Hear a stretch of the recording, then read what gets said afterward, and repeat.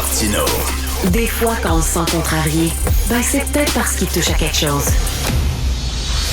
Oublions jamais de placer les choses en perspective. Ça aurait dû être une grande célébration. C'est quand même gros ce qu'on évoque là. Très significatif pour bien comprendre tout ce qui s'est passé. Un professeur, pas comme les autres.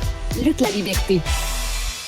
Selon un sondage ABC, tu m'as envoyé ça, Luc, Trump jouerait d'un appui de 52% et écraserait Biden. He's back!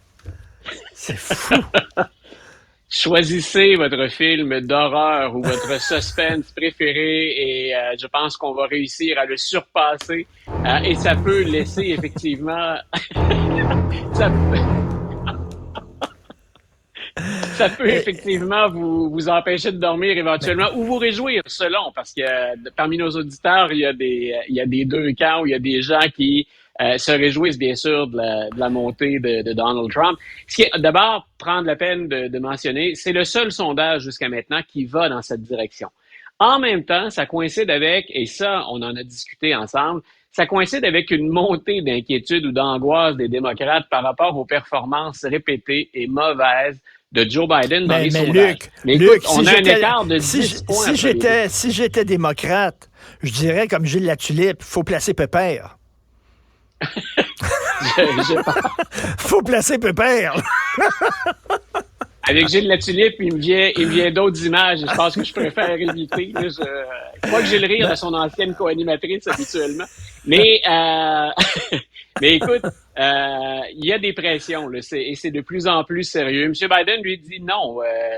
Grosso modo, ce qu'il dit en anglais, c'est chill, relax. On n'est pas rendu encore à l'élection, ça va se replacer. Et je lisais en fin de semaine, quelles sont les chances que ça survienne, qu'on veut lui donner une image plus, désolé pour l'anglicisme, plus cool. Donc, on a dit, c'est pas l'image du Dark Brandon, là, le matamor prêt à résister à tout qu'on va voir. C'est plutôt quelqu'un que vous allez trouver particulièrement décontracté et sympathique. Ça ne suffira pas. On en est déjà là, je pense, dans les élections américaines, c'est dans 1 an? Oui. Ben Biden va être plus vieux d'1 an. Penses-tu que ça va s'améliorer, toi? Non, puis écoute, d'abord, les incidents, qu'ils soient réels, allégués, mais les incidents de confusion, de maladresse, je l'ai déjà répété, un octogénaire, ça va lui arriver plus souvent que ça risque de t'arriver à toi, à moi ou à quelqu'un d'encore plus jeune.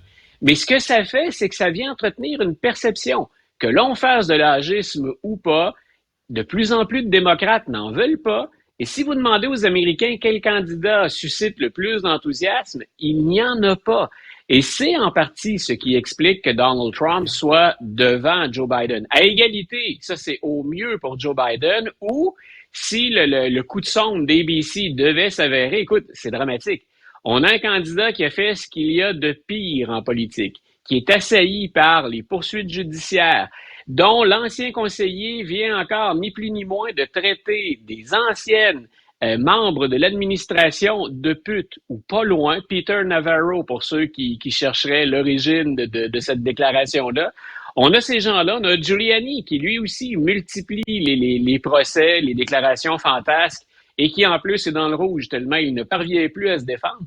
C'est tout cette espèce d'entourage-là qu'on préfère à Joe Biden. Si les démocrates ne reçoivent pas le message dès maintenant, ben écoute, il risque d'être trop tard. Et Mitt Romney va avoir un livre bientôt. Oui. C'est un livre de Mitt Romney, c'est un livre écrit sur Mitt Romney, mais en tout cas, ça va être dur envers les républicains. Oui, le livre s'appelle Mitt Romney, A Reckoning. Donc, grosso modo, c'est l'heure des comptes. Et c'était bien, toi et moi, on a partagé d'ailleurs une lecture commune qui est un article qui diffuse des extraits du livre. C'est dans le magazine Le Vénérable The Atlantic. Je dis de Vénérable parce qu'il est là depuis 150 ans. Donc, The Atlantic nous rapporte des déclarations qu'on peut tirer du bouquin qu'on n'a pas lu, auxquelles on n'a pas eu accès en général. Là, ça va être publié bientôt. Et ce qu'on entend est troublant. D'abord, Mitt Romney ne se présente pas comme une vierge offensée, ne se présente pas comme quelqu'un qui n'est plus un républicain. Il a donné dans le jeu de Donald Trump, et ça, c'est important de le savoir avant de commencer la lecture du bouquin et ce qu'il a à dire sur les républicains. Mitt Romney a déjà accepté l'appui et l'argent de Donald Trump. Et on se rappellera peut-être, c'est peut-être la source aussi en partie de ses frustrations, que Donald Trump, pour se donner bonne figure auprès de l'ensemble des républicains, avait cassé la croûte avec Mitt Romney. Alors que Donald Trump tentait de devenir le candidat républicain en 2016 pour l'élection présidentielle. Et Romney s'était littéralement humilié. On avait eu l'impression qu'il marchait sur ses principes, qu'il avait tendu une branche d'olivier à Trump, qui s'est tout simplement servi de lui comme il s'est servi de bien des gens avant de le revirer en bon québécois debout dans ses shorts.